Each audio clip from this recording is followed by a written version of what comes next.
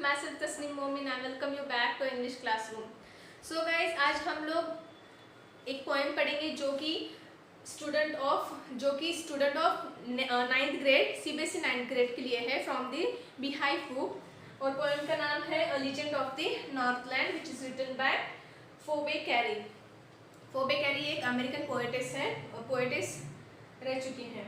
Phoebe carry का जो life की जर्नी थी, it begins with 4 September 1824 up to 31 July 1871. She was an American poetess and the younger sister of poetess Alice Carey. Alice Carey जो थी वो Phoebe carry की younger sister थी.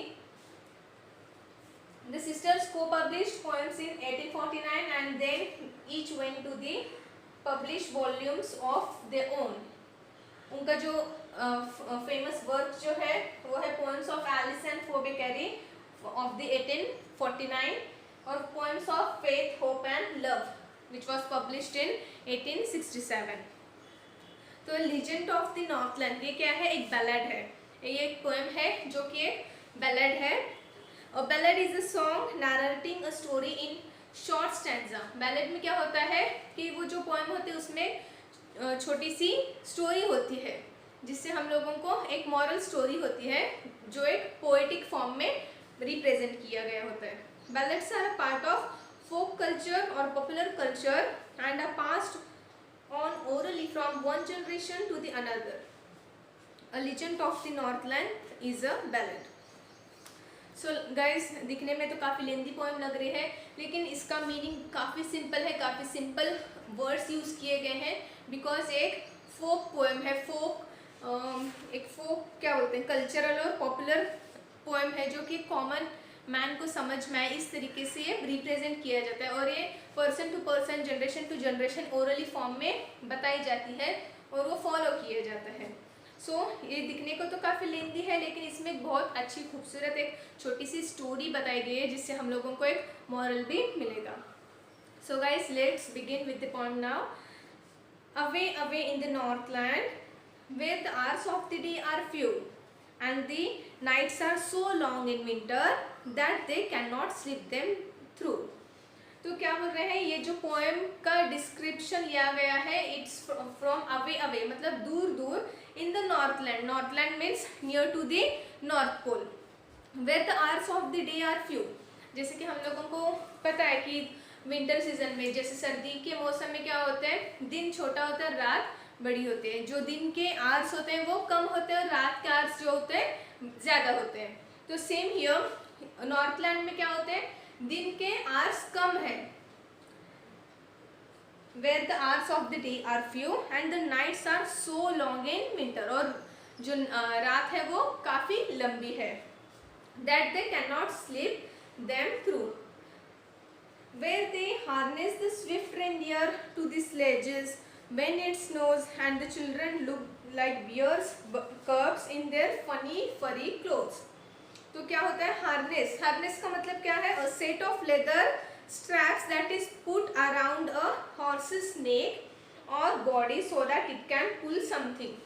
तो यहाँ पे जो स्नोफॉल जो जिस एरिया में होती है वहाँ पे रेनडियर्स की स्लेज बनाई जाती है और रेनडियर्स को हार्नेस पहनाया जाता है ताकि वो उसके ऊपर कंट्रोल ला सके. अगर आपने जिंगल बेल्स या फिर मैरी क्रिसमस, सांता क्लॉज, इन सब का पोस्टर देखा होगा या फिर सॉन्ग सुना होगा, तो उसमें अपने को रेनडियर्स की स्लेज और उनके ऊपर जो हार्नेस, सामने 4-5 रेनडियर्स रहते हैं और उसके पीछे स्लेज होती है. ये पिक्चर अपने को डिस्क्राइब होता है. तो ये पोएट क्या बोल रहा है, where the harness the swift deers to the sledge when it snows. जब भी स्नो गिरता है तो स्लेज को रेनडियर से ज्वाइन करके क्या बनाया जाता है, एक व्हीकल बनाया जाता है. And the children look like bears cubs in their funny furry clothes. जो ठंडी में हम लोग जो कपड़े पहनते हैं, वुलन क्लोथ्स पहनते हैं वो काफ़ी फरी लगते हैं. तो यहाँ पे जो बच्चे हैं वो बियर के कब्स, बियर के बच्चे जैसे लग रहे हैं, वो काफ़ी फनी लग रहे हैं according to the poetess. They tell them a curious story. I don't believe it's true, and yet you may learn a lesson if I tell the tale to you. तो क्या बोल रहे हैं, they tell them a curious story. They यहाँ पे किसको denote किया है? They are denoted to the parents and the grandparents. Tell them, them means children, it is denoted for the children. Grandparents जो है सर्दियों के मौसम में बच्चों को, बच्चे कैसे होते हैं, बाहर नहीं जा पाते, घर पे ही रहते हैं, इसलिए ग्रैंड पेरेंट्स क्या करते हैं, अपने जो छोटे छोटे बच्चे रहते हैं, ग्रैंड चिल्ड्रंस रहते हैं, उनको क्या करते हैं, स्टोरीज सुनाते हैं। तो वो क्या बोलती है, मुझे पता नहीं कि कितने सच है, and yet you may learn a lesson, लेकिन तुमको इससे एक लेसन सीखने को मिलेगा। If I tell the tale to you, तो अगर मैं आपको ये क्या बोलते हैं, एक ये जो फोक टेल है मैं आपको सुनाऊंगी, तो इससे आपको एक लेसन मिलेगा, एक मॉरल मिलेगा। तो अभी ये वाली पोएम का जो स्टोरी है वो अभी बिगिन कर रही है।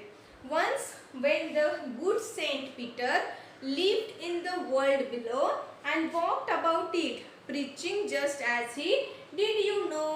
तो क्या था, एक अच्छे सेंट पीटर थे, तो वो इस दुनिया में रहते थे और वो पूरी तरफ घूमते थे, सब तरफ घूमते थे। प्रीचिंग मीन्स गिविंग मॉरल और religious advice, specially religious advice देते हुए, मॉरल्स देते हुए लोगों में घूमते रहते थे। Just as he did, you know, जैसा कि आपको पता है कि प्रीस्ट लोग यही काम करते हैं, सेंट लोग, प्रीस्ट लोग, ये सब लोग अपने को क्या करते रहते हैं, अपने जो सोसाइटी में रहते हैं उनको मॉरल एडवाइस या फिर रिलीजियस एडवाइस देते रहते हैं। He came to the door of a cottage in traveling round the earth, where a little woman was making cakes and baking them on the hearth। तो वो एक कॉटेज के पास में ऐसे ही एडवाइस देते हुए, लोगों को प्रीच करते हुए वो एक कॉटेज के पास में आए। तो वहाँ पे एक वुमन जो है वो केक्स बना रही थी और उसको बेक कर रही थी हर्थ पे, HERTH, hearth means the place where you have an open fire in the house or the area in front of it। इसको क्या बोला जाता है, हर्थ, एक सिगड़ी या फिर एक ओवन टाइप में, एक भट्टी में वो केक बेक कर रही थी। And being faint with fasting, for the day was almost done, he asked her from her store of cakes to give him a single one। तो सेंट पीटर का क्या था, फास्ट था। फास्ट मीन्स क्या, व्रत था या फिर रोजा था, means he had not eaten anything, he was so hungry. तो अभी क्या, उनको भूख लग गई, और for the day almost done, और अभी कैसा होगा, सूरज भी ढल चुका था, तो उनका जो दिन भर का फास्टिंग था ये खत्म होने को आया था, इसलिए he asked her from her store of cakes to give him a single one. उन्होंने उनको बोला कि मुझे एक केक दे दो, उनको पूछा मुझे केक दे दो करके बोला। So she made a very little cake, but as it baking lay, she looked at it and thought it seemed too large to give away। तो उसने क्या किया, वो लेडी ने एक छोटा सा केक बनाया, और जैसा ही उसको बेक किया तो उसको लगा कि केक तो काफी बड़ा है। Therefore she need another one and still a smaller one, but it looked when she turned it over as large as the first had done। तो उसने और नीड किया, मतलब गूंदा, आटा गूंदा उसने, और वापस से और छोटा सा केक बनाया, लेकिन बेक होने के बाद में वो भी उसको पहले केक जैसा बड़ा दिखने लगा। Then she took a tiny scrap of dough and rolled it flat and baked it thin as a wafer, but she couldn't part with that। तो अभी क्या किया, जो स्क्रैप, जो अभी आटे का बचा हुआ आटा था, उसको उसने वो वाला स्क्रैप लिया और पतला सा उसको आटे को बेल दिया, रोल किया, फिर उसका उसने केक बनाया। लेकिन वो भी उसको देने के लिए क्या हो गया, उसकी इच्छा नहीं होने लगी, उतना छोटा सा केक भी उसको देने के लिए इच्छा नहीं होने लगी।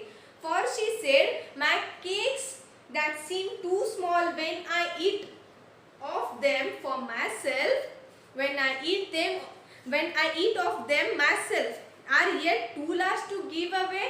तो क्या बोल रही है, जब भी वो केक मैं खुद खाती हूँ तो मुझे काफ़ी छोटे लगते हैं, लेकिन आज मेरा वक्त देने के लिए आज मैं जब उसको देना चाहती हूँ तो काफ़ी बड़े लग रहे हैं। So she put them on the shelf. तो क्या किया उसने, वो वाला केक भी प्रीस्ट को नहीं दिया, वो उसने अपने शेल्फ पे, अपना जो बाहर जो उसके जो शॉप पे उसका जो था वहाँ पे उसने शेल्फ पे वो केक रख दिए। Then good said Peter grew angry for he was hungry and faint and surely such a woman was enough to provoke a saint. अभी क्या हुआ, सेंट पीटर गुस्सा हो गए because he was hungry and faint, काफी वो hungry हो गए थे, काफी भूख लग रही थी और काफी कमजोरी महसूस हो रही थी उनको। And surely such a woman was enough to provoke a saint. Provoke means to cause और पर्टिकुलर फीलिंग और रिएक्शन। मीन्स प्रोवोक का मतलब क्या होता है, भड़काना। ये ऐसी वुमन तो काफी है किसी सेंट को भड़काने के लिए। And he said you are far too selfish to dwell in a human form, to have both food and shelter and fire to keep you warm। तो वो क्या बोल रहे, तू तो काफी सेल्फिश है, तेरे पास सब कुछ है लेकिन तू किसी को देना नहीं जानती है। Now you shall build as the birds do and shall get your scanty food by boring all day in the hard dry wood। तो क्या वो उसको अभी श्राप दे रहे हैं, क्या श्राप दे रहे हैं कि तू भी अभी निकल जाए यहाँ से, तू इस खाने के, इस रहने के और इस गर्म जो सिगड़ी वगैरह इसके तू मतलब इस सभी सुविधा प्राप्त करने के तू काबिल नहीं है। तू अभी बर्ड की तरह तू अभी यहाँ से उड़ जा और क्या है, अपने खाने के तलाश में तू घूमती रहे। और बाय बोरिंग मीन्स यहाँ पे बोरिंग का मतलब क्या है, जैसे एक वुड पिकर लकड़ी को जैसे बोर करता है, मीन्स होल पड़ाता है, टू मेक होल्स। यहाँ पे बोरिंग का मतलब क्या है, होल्स पड़ाना। तो जैसे वुड पिकर लकड़ी के अंदर होल्स बनाते रहता है, वैसे तू दिन भर होल्स बनाते हुए फिर all day in the hard dry would में दिन भर तू होल्स बनाते हुए रह जा। ऐसे श्राप मिलता है उसको। Then up she went through the chimney, never speaking a word, and out of the top flew a woodpecker, for she was changed to a bird। इतना बोलना ही था कि वो औरत क्या हो गई, चिमनी में से बाहर निकल आई और एक वुडपिकर बर्ड बनकर बाहर निकली। She had a scarlet cap on her head। Scarlet का मतलब है लाल, red colour, bright red colour, लाल रंग का। And that was left the same। सिर्फ उसके सिर पे जो कैप था वो सेम रह गया था। But all the rest of her clothes were burned black as coal in the flame। And every country school boy has seen her in the wood where she lives in the trees till his very day, boring for food। तो हर एक बच्चा उसको देखता रहा, हर एक बच्चा उसको देख रहा था झाड़ियों में, लकड़ियों में, जो वो दिन भर सिर्फ वुड को बोरिंग कर रही थी और अपने खाने के लिए इधर उधर घूम रही थी, भटक रही थी। तो ये पोएम जो है इसका राइम स्कीम क्या है, ABCB। The rhyme scheme of the poem is ABCB and the poetic devices used in this poem are alliteration, repetition and simile। The main objectives of such poems or folk tales is to convey a message, to teach some values। In this poem, poet tells us that we should not be greedy or selfish and we must always be ready to help for those people who are in need।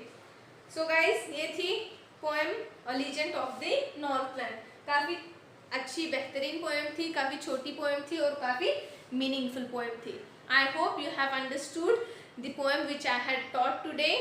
Thanks for watching my video। Thank you very much।